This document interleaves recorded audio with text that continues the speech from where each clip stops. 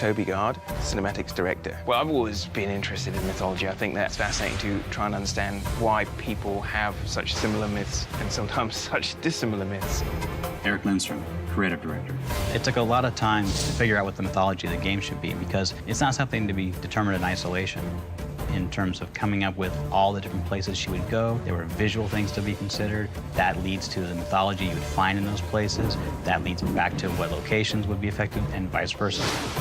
When you look back through the cultural past, there's lots of overlap of cultures prior to the point when we can know about them. Got to dig into Hindu culture in Thailand. We got to get into the Maya in Mexico. And we have all these local cultures, but then a unifying thread that leads her to all these locations is a much earlier mythology that we are saying is the Norse thread. And that was the piece that brought it all together. Various myths use different names, but they all apply to the same remnants of the ancient world.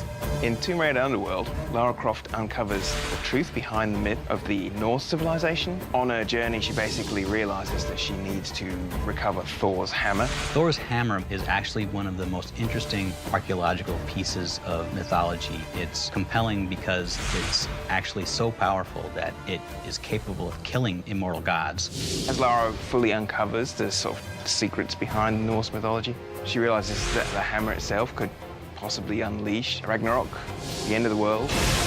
Pursuing her own goals is actually putting the world in danger. I need Thor's belt to get his hammer, and I need the hammer to kill a god.